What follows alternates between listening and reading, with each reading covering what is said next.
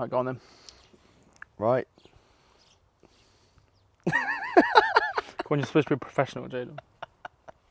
I don't know why. I've spoken in front of a camera all of these years, and I was going to say. I'm the most shook up right now. This is worse than the talk. Like. Oh, 100%. 100%. Right, Jude. Welcome to the Curious Mind podcast. Thank you for having me. Introduce yourself. Tell me a little bit more about you. I know that's a bit of a loaded question. Introduce yourself. But yeah. My name is Jude Venn. I am also a coach. I'm an online fitness coach, working with people around fat loss, habit change, building sustainable habits that, you achieve your goals, you enjoy your routine, and you don't burn out. I'm 22 years of age, old boy compared to Jaden. And that's the bullet point introduction, I suppose. Yeah, no. I think I'd need to write a script in terms of introducing myself, because people are asking, they're like, yeah, I'm not particularly too sure how to go about this. It's like when you meet a girl for the first time. It's like, what do you do for a job? How do I explain this? Yeah, like me being back at MMA, I'm like, right, so I'm a personal trainer, but I'm not, because I post videos online. I'm like, how do you go about explaining that? But yeah, anyways, like, how did you sort of get into the industry? Because we met before we were even in the industry. Yeah. Before either of us were even in the industry. Yeah. Crazy stuff. So I had my own struggles with fitness, nutrition, fat loss, all of that kind of stuff from about 17 to quite bad from 17 to 19, and then gradually better to the point where I'm at now. In terms of, emotional eating, approach to food, all of that kind of stuff. Crazy stuff. And I thought it would be amiss not to try and help people with some similar things. Not 100% similar, because again, I'm not an expert in eating disorders or anything other than my own experience. But I always knew I wanted to do something in sport. I think originally I thought I wanted to maybe be like an S&C coach for athletes, for, university teams or sports teams and that kind of thing. So I was going to go to uni and do sports science, and then I realised that it'd be a fucking waste of my time to spend any money at university. Yeah. Because I would have just gone and done sports science and probably not used it. Yeah. So 2023, so I was 20. I was like 20 when we met. 2019? Was I 20 or 19? I think you was 20. Maybe you just turned 20. It was September. No, it was early September, so I was just about to turn 20. So I was 19. Wow. And either of us hadn't posted a piece of content or done anything in training and nutrition, and we kind of support each other through that process of beginning to post videos and, setting up businesses and getting clients and all of that kind of thing. And I've probably gone off topic of how I got started in the industry, but you're all good. Helping people, leading from a place of impact. You mentioned like emotional eating, and obviously something that being a big struggle for yourself. I think a lot of people also struggle with emotional eating, and I think it encompasses so many different things. Yeah. Like, because it can be any emotion. So what did you particularly struggle with, and how did you navigate that? I didn't have a very efficient way to deal with my emotions, I don't think. I think looking back, obviously at the time I didn't really understand any of it, and then you kind of look back and you learn, you kind of get out of it, and you can get a third person view of the whole situation. You kind of understand why you did the things you did. So any emotion really would be met with eating, whether it was like a friend changed a plan and all of a sudden my day was fucked up. It'd be like, oh, I'm gonna binge then, aren't I? Yeah. Or like, I was upset, or sometimes even when I was excited and happy, I just didn't really have a good way to regulate my emotions. I was very absent-minded, I think, in my own head. I didn't really understand what was happening. So yeah, most things would be met with a eating behaviour of some sort. And I think I'm useless and stuff like this, because when people are like, and how did you come out of it? I'm like, I don't really know. Yeah. I kind of got older. I think, again, helping people with similar things helped me. Talking to people, that was a massive one. Actually, just acknowledging it is one of the biggest things I did, was just like, actually, I've probably got a problem. Probably should address that, rather than just not, oh, well, that's just how I exist. That's just part of life. Do you know what I mean? Yeah. Like, a lot of people were just like, oh, well, when I'm sad, I eat. That's how I am. That's who I am. It's like, no, that's a destructive coping mechanism for your emotions that you probably shouldn't use.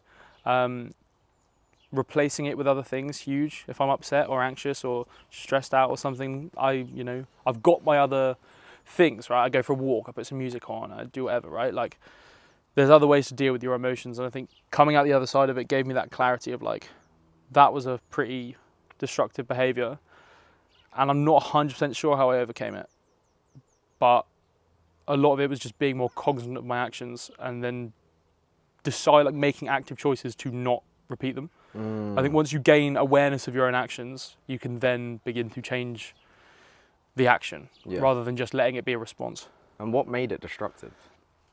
Well, I think for so long my goal was like fat loss, right? I was never really overweight. I thought it was just the answer to all my problems. Do you know what I mean? I thought I'll be more confident if I got to a point where I was like 70. Bear in mind I'm 92 kilos now, and that's quite low for me actually. Like normally I sit around like 97, 98. But at one point I was like 71 kilos, like 20 kilos lighter than I am now, right? Like, so I was small, and I was like, oh, well, obviously you just need to lose fat and reveal the muscle a bit more. It's like, you ain't got any fucking muscles, mate. Yeah. You've got nothing to reveal, right?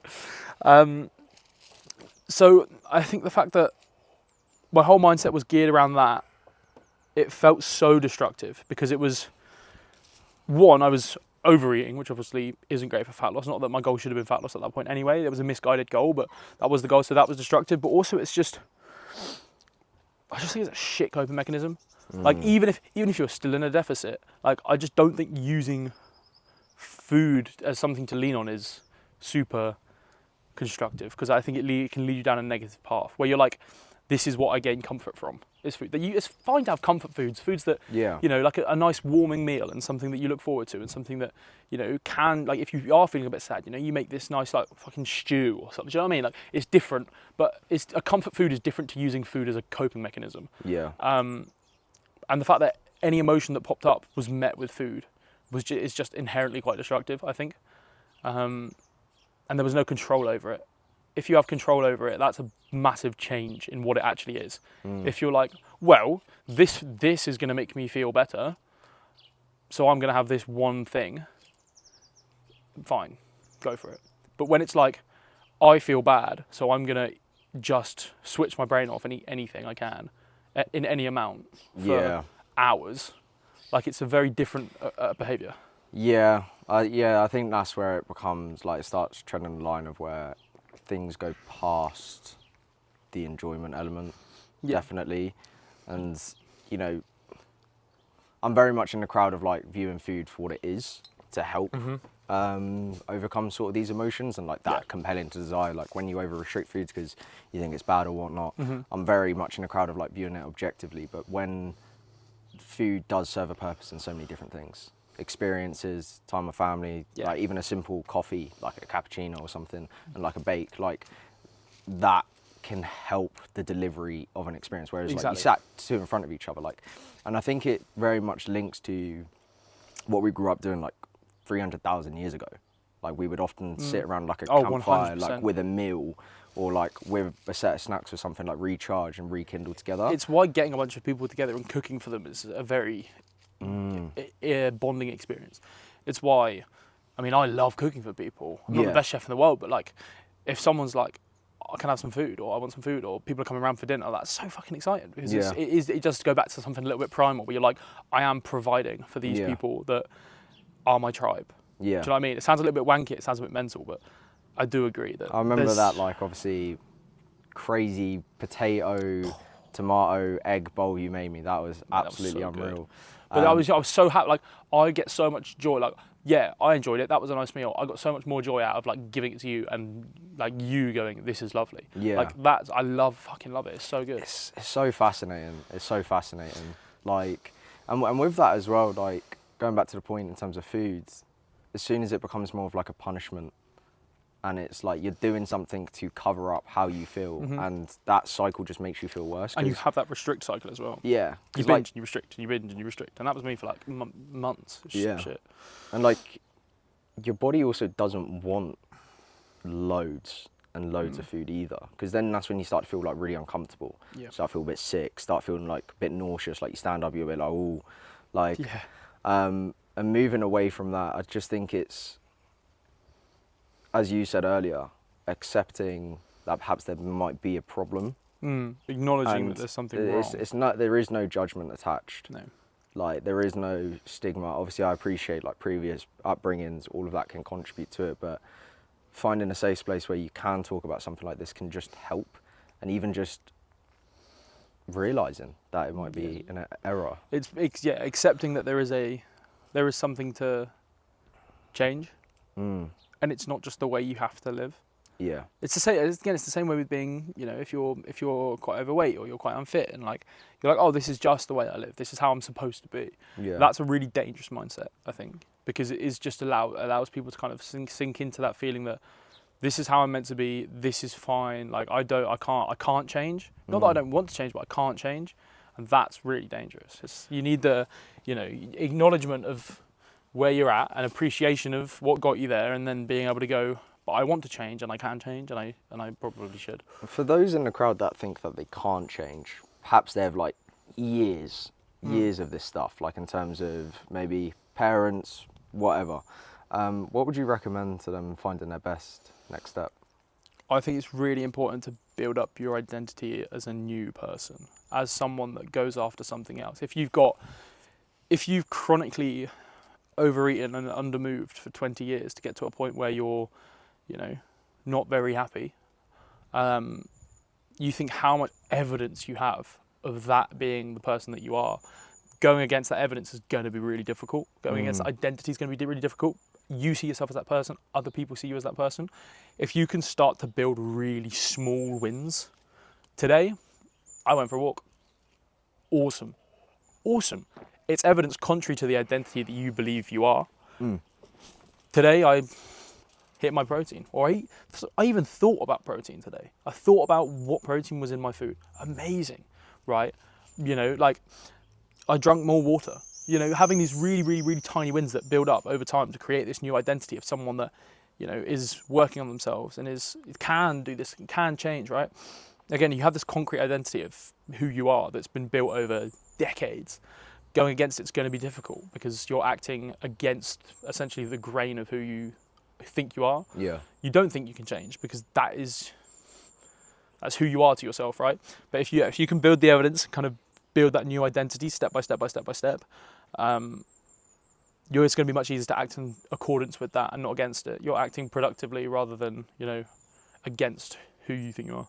Yeah. I think on that as well, like effort matters here as well, like in terms of like commitment to making these like sort of small wins as well. And not just, I get it could be very difficult, but it's having that open-mindedness to be like, look, I'm going to give this another shot. I'm going to try a new approach. I'm actually going to put in effort and commit to this new way of thinking, and like developing these small wins and cultivating that sort of new identity. Because I think with identity change, we spoke about on the run, like it changes the way you think. And I have a genuine belief, like the way you think, your thoughts about everything influences your life, like completely. Everything about like, it. Everything, 100%. One of my favourite scenarios is like two people go to a funeral, as an example, and like one person goes to it, they see it as the most like beautiful thing ever, like a lot of gratitude, celebration of life. Like it's the best thing. Well, not the best thing, but it's a positive experience. Yeah, and it's quite rewarding. Like because it's the end of life, and maybe they go on to do something else. Maybe you have a belief there. But another person sees that and they go down a path of like drink, all of that, sort of a very destructive way. Same catalyst, completely two different outcomes. And it's like, well, you've got the situation of like someone passing away, yet there's two different responses. Yeah. So it's like, well, what's changed? Like, what is the difference between these two people? It's the way you think about the situation. Because the way you think like influences how you feel, and then how you feel influences what actions you take.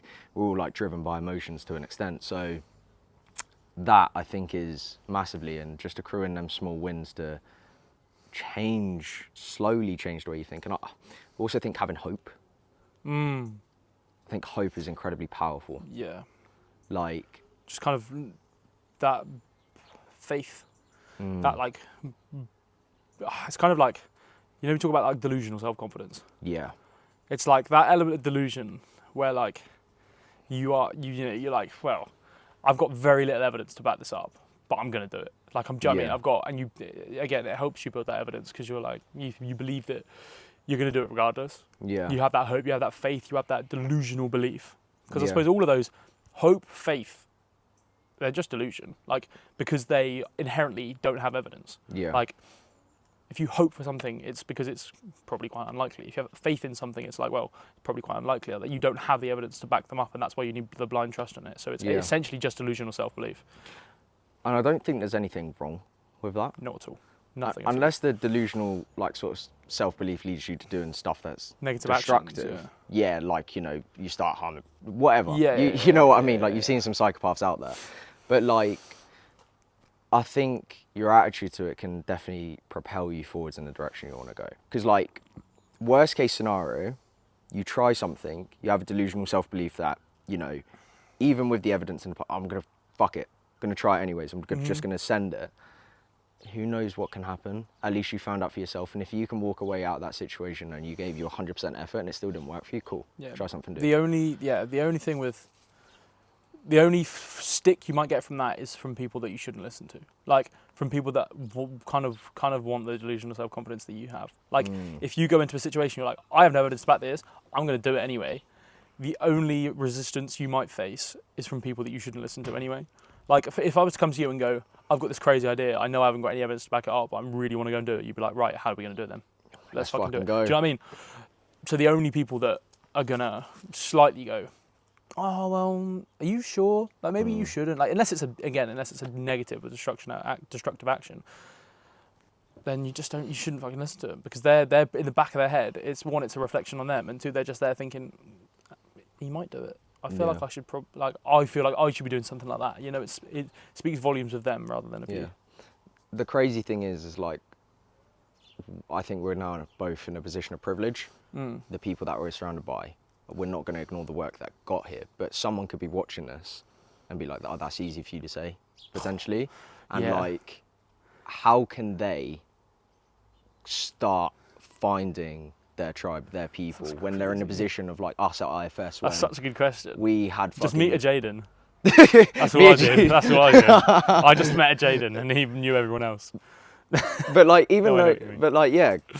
I think, again, like we talked about at the start, like, putting yourself out there is massive. Like, actually, just because that's what we both did. The catalyst for both of it was us going, I want to go here.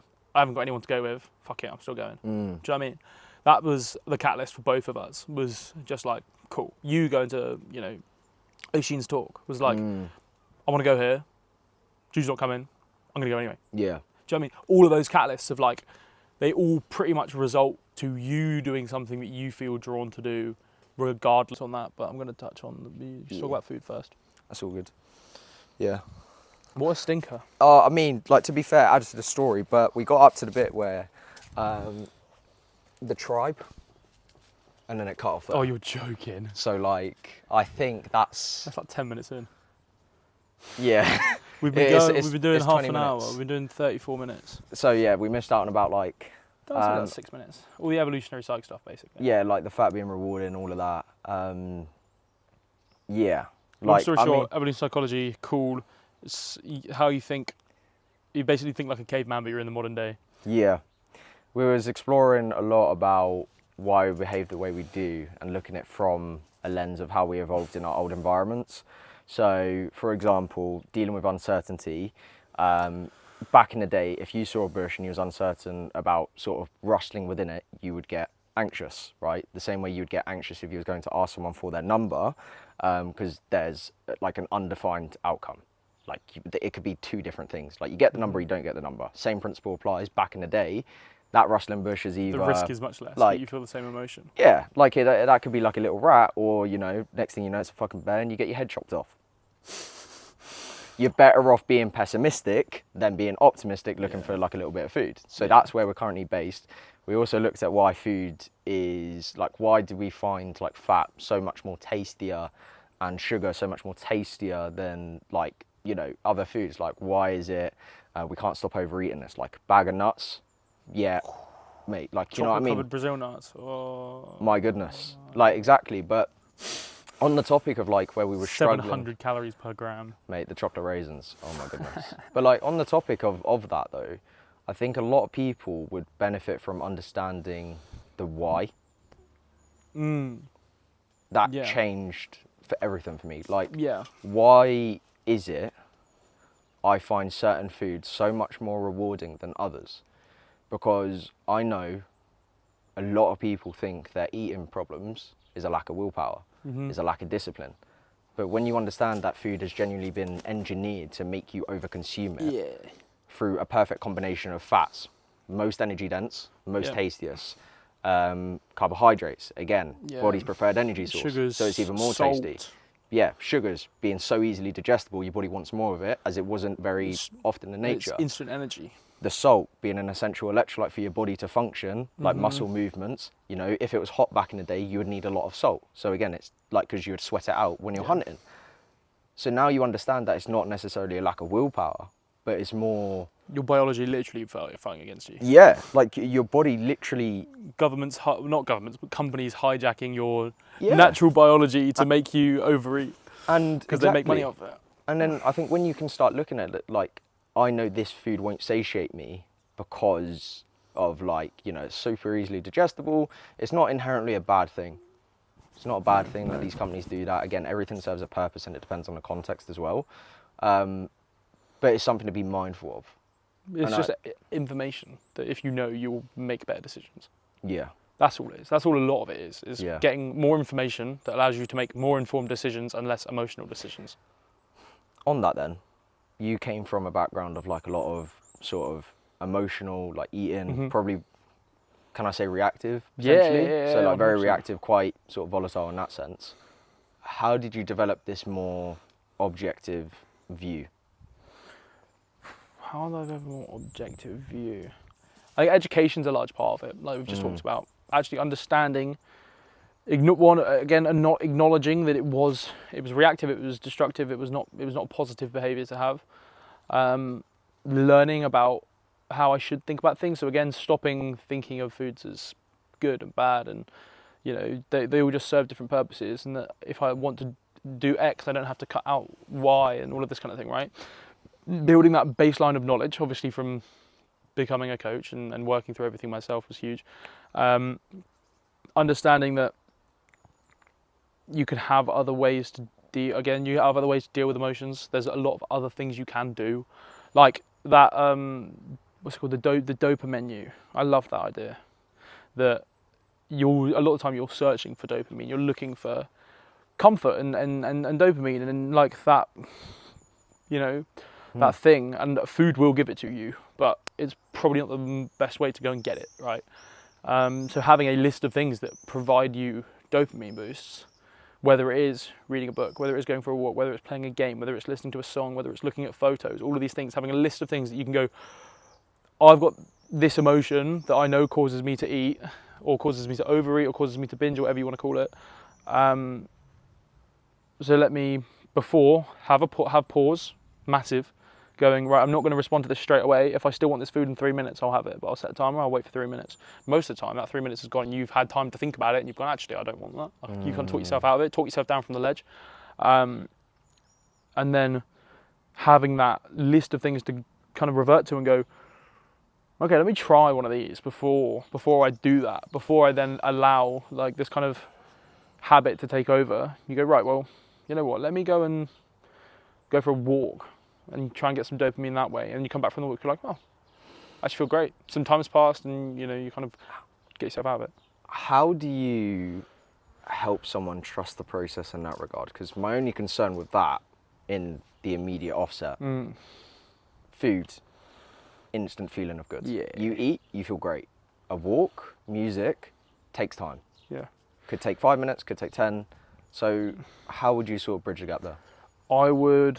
I generally talk a lot about clients. It's not necessarily delaying gratification. It's more so being able to think into the future, understand what's going to make you feel better when you wake up tomorrow. I know that if say I don't want to go get a training session in, or I have this urge to overeat or this kind of thing, I know that waking up tomorrow morning, I will not feel better for having done that. I will feel I will feel much better in the moment. I will feel brilliant in the moment. I'll get this dopamine, and after I will regret it, and you know, it's not a very positive experience for me. And waking up the next morning, I know I'd wake up and go, fuck's sake, I shouldn't have done that. Like, it provides nothing to me. So with my clients, it's quite important for them to be able to think forward and think, how would me tomorrow want me today to act, right? So you kind of outsource this trust and this motivation to a version of you that's already felt the benefits from what you're going to do or not going to do now. So rather than thinking, oh, well, I suppose I know I'm going to feel a little bit better after this, but I don't really want to do it, and all this kind of thing, you think, how am I going to feel tomorrow having woken up and done this training session?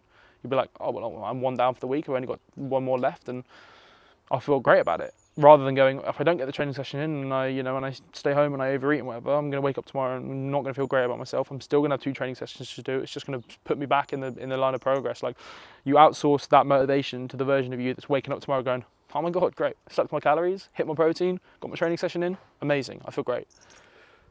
How do you get someone to develop that ability to think forward ahead of time, especially if they've never done it before? One, I think a lot of people have never I don't necessarily think it's a massively difficult skill to develop. I just think people haven't thought about it. Like, people don't think about it. I never thought about it until probably last year. And like, I heard it and I was like, that's fucking brilliant. That's really good. I think, like we talked about, that blind faith of like, let me try it. You need to be so open-minded with a lot of these things because they're going to be things you've never tried before. But they're going to be things you've never tried before, and that's another reason why you might be in the position that you're in, that you want to change. You know, to become, what is it? Oh fuck, this would be such a good quote if I dropped it without having to think about it. Your new life is going to cost you your old one. Right?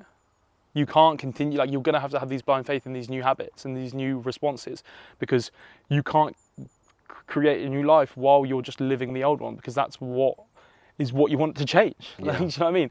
You can't build a different body doing the same stuff that built you your old one, like that kind of thing, right? So you're gonna have these blind faith in these habits for a little bit until you build up the evidence that they do work, and then they become new habits, and then they're positive habits, and you end up having this massive list of habits that you do that are just really productive and move you forward, and you don't really even don't think about doing, but you know, they're part of your life now. And again, you've created that new life, and yeah, it has cost you your old one, but that's what you wanted. Yeah. I think going back to it as well, like, we spoke a lot about awareness. Like, I think that's key, but you have to get evidence of how future you feels by making a mistake. I think the reason why we're both like so clued up on, like, mate, if we know we eat metric fuck ton of this, we feel shit. We don't feel great. We're a bit like, feel tired, feel lethargic, feel low on energy, sleep, a bit bloated, all of that.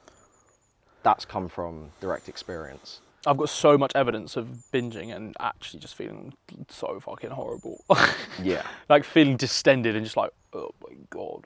Do you know what I mean? Like, you have that experience, and you have the instant reference of it. And that's the thing that people don't see in terms of, like, the 3 years or however long it was where it's like, you're trying to navigate this for yourself. But it's just, now it's like more open-minded to these mistakes.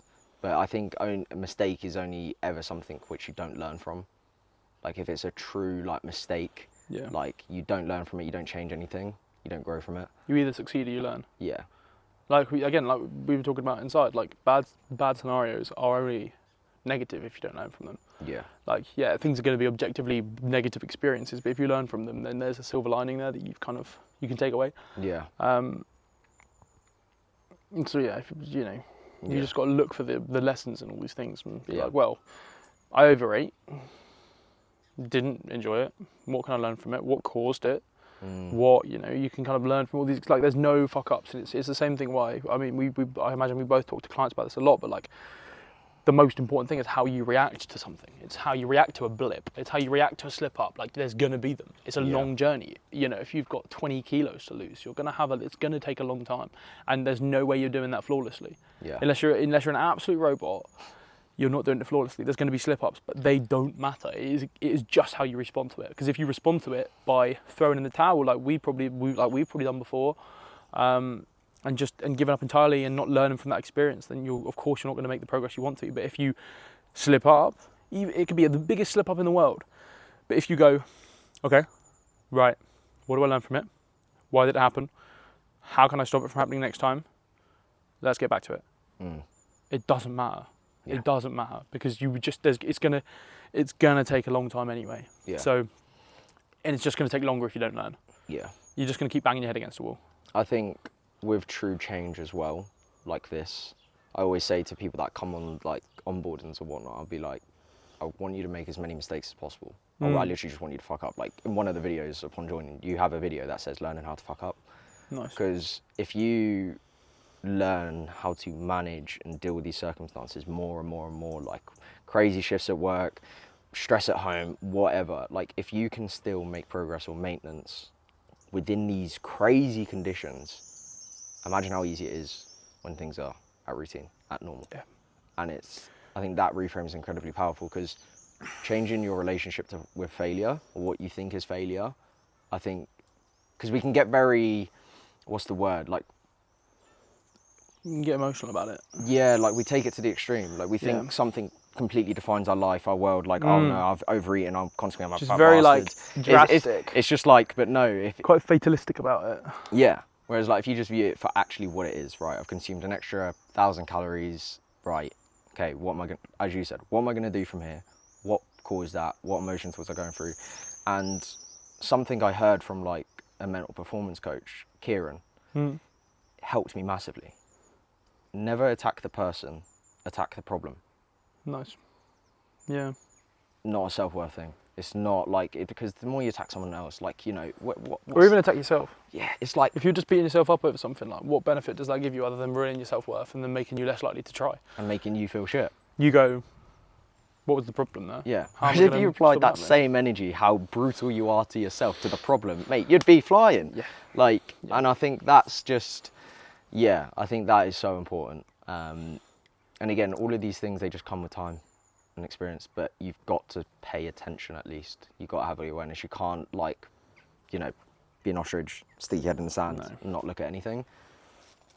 And that's probably the most, like, brave step of them all, definitely. Accepting that you're going to fail and that there's going to be times where you want to quit, but it took you 20 years to get here, it's not going to take you 2 weeks to get out of it. Have you gone through any personal failures that didn't really go the way you wanted whatsoever, and you learned from them? Almost certainly, but I can't think about any. No, that's fine. Personal failures that didn't. I went to a jiu-jitsu tournament and I just lost all my matches, which was fun. I say lost all my matches, I had one match against a guy that looked like he was fresh out of prison. And I just got put in a fucking ball. And just like, yeah, like... It was pretty dreadful. It was pretty dreadful. I would say failing that max squat, but like, I hit a PB anyway, I was just pushing it. So like, I wasn't that upset about that. I don't know, I think it's hard because like we've talked about, like I have changed my relationship to failure. So like, they don't register anymore. Like they're not like overly emotional experiences that I like fucking fret about or like yearn. Like I'm not that like, oh, and what? What was your previous relationship to failure then? And how does it differ now? I mean, it was probably quite similar to someone that's stuck in their journey, right? Like a failure was a attack on my own self-worth. It was you haven't done well enough, or you haven't tried hard enough, or you didn't study hard enough, or whatever, right? Like it was such a personal thing rather than an analytical thing that it was not. I suppose there was a mismatch there between what it is now and what it was. So like now, like I said, I don't necessarily register them. Like you ask, have you failed? Almost certainly have I failed quite badly in the last 2 years, but it hasn't registered as like this horrible thing that's how like someone like I've been fucking shot. Like it's just been, that didn't go to plan. Oh well, what can I do better next time? Do you know what I mean? So I can't even think about them because if you ask me about some of the biggest lessons I've learned, I'll probably tell you. But some of the biggest failures, like I just don't really see them as that anymore. Yeah. To me as well, like, I could be wrong about this, but what I observe is you don't take things that serious. No. Maybe on the inside. Like, yeah, like, but like... See me and myself in my room, give myself a Chinese burn. But like, no, it's like, you seem to be quite mellow, pretty chill, but you're also ruthless with your actions as well. Like, you do something about it. Cute. Yeah, like just from an observation as well. Like whether it was in Ibiza, like it's definitely changed. And again, like I obviously don't know who you was way before. Only you really know that. Only you know to the true extent. So I'd imagine you would have taken everything very serious. very... I've always been somewhat laid back, but I think I was just never... I don't think I was ever fully comfortable in myself, I think that caused a lot of... what's the word? Dissonance, potentially? Dissonance, that's exactly the word I was looking for. Yeah, create a lot of dissonance, I think. Whereas now, it's like, I'm very comfortable in who I am. I'm very comfortable with the people around me, that they like me for who I am. And I don't have, like, I'm quite laid back. I do, obviously, I work hard and I have these goals and I have these things, but I just don't think there's any point in not having fun along the way. I think there's 0 point in getting to where you get to, because again, like, it's cliche, but the fun's in the journey, right? Like, it's about the journey, not the destination. So if you get, what's the point in achieving these goals if you look back and you go, I just had a really shit 10 years, actually.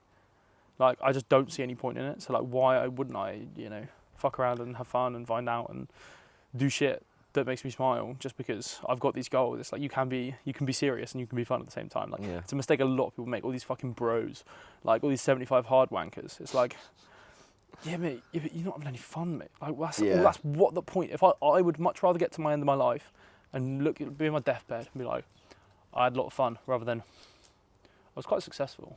Do you know what I mean? Do you know what I mean? It just doesn't register. Like, that's not. It's important to me. Yeah, it's important to me that I want to be successful. I want to help people. I want to, build this business around impact and all of this kind of stuff, right? But more importantly, I want to have fun doing it, and I want to have fun with the people around me doing it.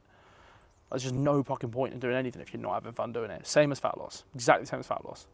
Yeah. Why would you just torture yourself for 2 years to lose all the fat, and you get there and you realise that you probably can't sustain it because you haven't taught yourself how to have fun along the way? If you enjoy the process, you do it forever.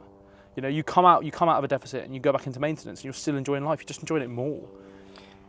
I think people don't understand as well the demands it takes for a 12-week transformation. Oh my God. And like photo shoots and stuff. I think there's a very big knowledge gap, and it's just like because no one wants to know. Like everyone's jealous of, like, everyone wants the result, but no one wants the process in terms of, like, getting there, right? Everyone wants the view, and everyone wants the climb. Yeah, exactly. And it's like, if people understood what it actually takes to get, like, photo shoot lean, like, to be fair, these mics pretty good.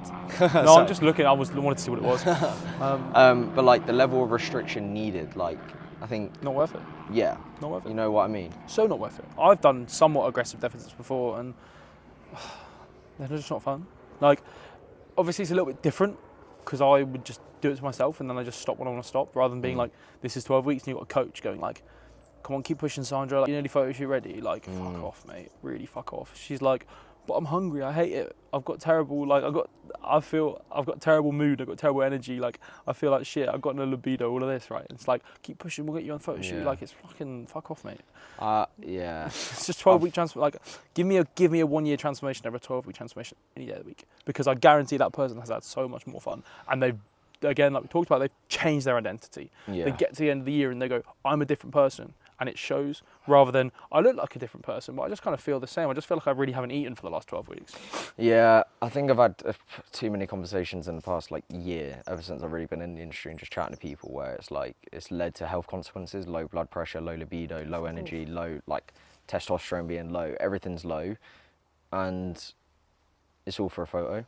Mm-hmm. And, like, a photo that you're not really going to even use. Your coach will. Yeah, like, it's great, potentially, if you really want to push yourself, maybe, and it's like something that you're doing for, like, self-fulfilling, maybe self-belief, like, and you know the pros and cons, you know what it takes, and you've already got a comfortable relationship with food. Yeah, because exactly. A lot of these people that are in these positions do not have the positive relationship to food to then be able to go, right, so I'm actually going to starve myself for 12 weeks because it will just cause more harm than good.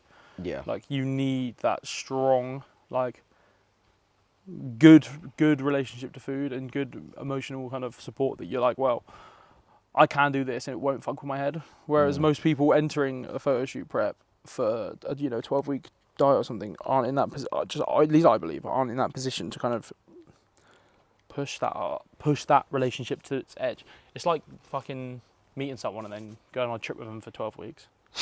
Yeah. It's like, well, probably not going to end very well. Yeah. Because you don't know them. It's like, your relationship will fall apart. Yeah, definitely. The question that I wanted to ask has gone completely out of my head. That is sick. I think as well, in terms of expectations with results, like actual results, long-term results, what does it take? Oh. I feel like a lot of people might say, like, oh, you know, it takes this, you know, determination and willpower, and it's like, you know, you need the training and you need everything. It's like, nah, you need a different identity. It's that. That's it. That's just it. That's all it is. That's all it ever will be. I think you need to think of yourself as a different person. You need to become a different person, because you are. That's your goal, is to become a different person.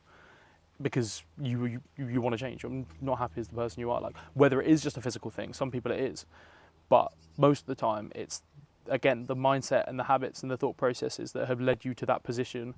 You can't just change your body and not change those, because you will just end up back at that position. So that long-term change is that lifelong change. It's that like, you're not going to be able to create a new life. Again, your new life is going to cost you your old one.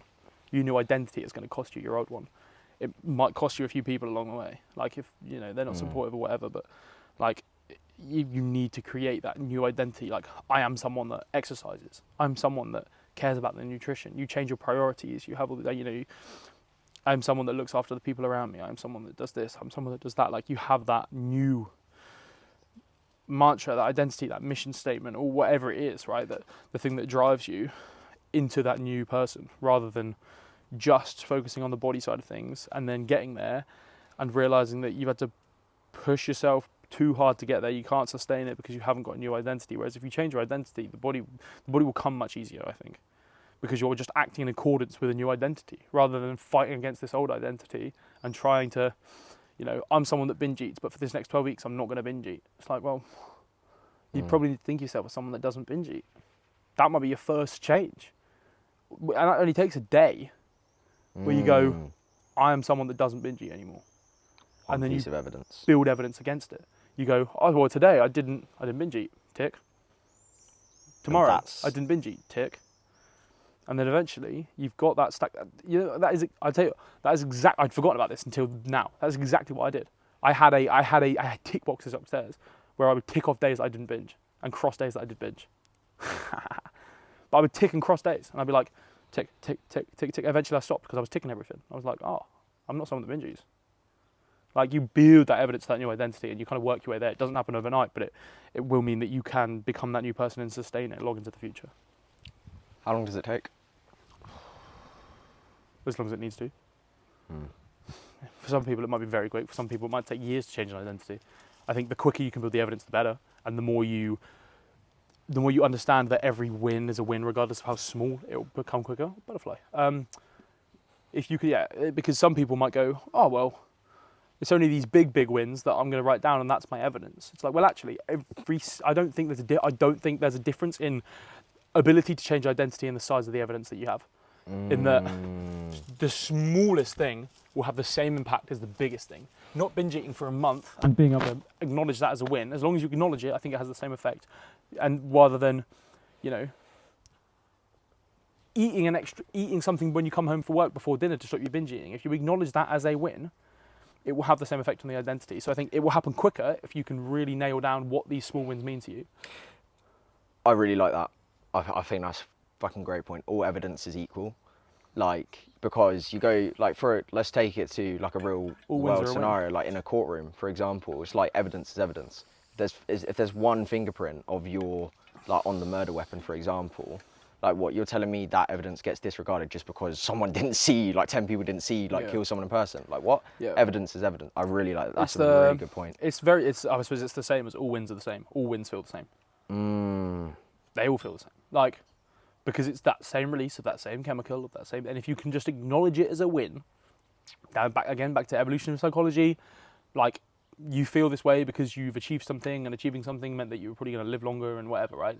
There's reward systems. If you acknowledge it as a win, you'll get the same response to it, regardless of how small it is, and that response will help build that evidence for that new identity. Great point. I think if there's one, just all evidence is equal. Yeah. I'm happy with that. That came out of nowhere. Email for yourself. Fucking hell, I'm going to write that one down. I'll be watching that email. Brilliant. Oh, but yeah, no, it's a good point. We've covered a fair bit, haven't we? I think we have. We've just about over an hour. I think we'll round it off here. Let's go. Just because I'm scared if my camera Scared dies, that hasn't been recording. overheats. Yeah, who knows? I could be talking to air right now.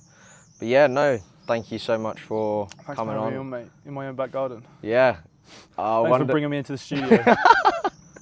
I mean, nice place you got, actually. Yeah, like it's not a bad setting. You know, I rented like 150 quid for this. Like, got a professional camera, tripod I'll over check there. my Revolut later, yeah? Yeah. But no, professional like, camera that stays on for the entire time. Yeah. I'm really excited. I think. Welcome to the modern mind. Oh, Curious mind. Curious mind. Curious mind. I got the name wrong. It's all good. It's all good. Cut Nothing personal. Cut that bit. But like, cut that bit, Jamie. I'll be really keen to see how everything grows. Exciting. Let's revisit this next year and see. And see like what thoughts, like do we still have similar, do we change our opinions on certain things? That's the exciting bit, isn't it? Like, if we don't believe the same thing. We've been neck and neck this entire time. We believe exactly the same shit. Mate, I don't think it's ever going to change, I'll be honest. It's crazy. I think we're the same person. In 2050. I think you're my spirit animal. in 2050, we'll be looking at the video we made back in 2025. That's the reel that's playing in my head. Mad. Like, Mad. You know what I mean? Make content out of it. Reacting to me at 23. Yeah, like... reacting to a 25-year-old video. Yeah. And that's the last thing I'll actually end this podcast with. Document the journey. Take the photos even if you don't feel comfortable, because you will want them. Chuck them in your Myers only. Like, you will want them. Videos, everything. Like the way you think, the way you talk to yourself, everything. Because they are time capsules of who you was. And it's the most rewarding thing, seeing how you change. Mm-hmm. And it can be big, it can be small. Even seeing like styles change. I've got videos like from 3 years ago when I was documenting this for the first time, and seeing how I was talking is so incredibly rewarding. I had a man bun. Like, you know, that's crazy. And it wasn't even a man bun, it was like a ponytail. It was pretty shit. Yeah, it wasn't great. It would look sick if I had like a beard, maybe I had a bun. Size. I had long hair, didn't I? I had a bun for years. I'm glad it's gone. Mate, it's a lot less of a hassle now. Like, just getting a shower and none of this crazy... It dries so quickly. Yeah, mate, it's so good. I need to get a trim up too fair. I need to get Mumsy to do it. She's free. But yeah, bro. Bosh. See you in the next one. See you in the next one. Well, not me, but... That was class, that was a really good conversation, actually. Flowed fucking brilliant. And it didn't stop recording. Fuck yeah. Wow, that was 30 minutes.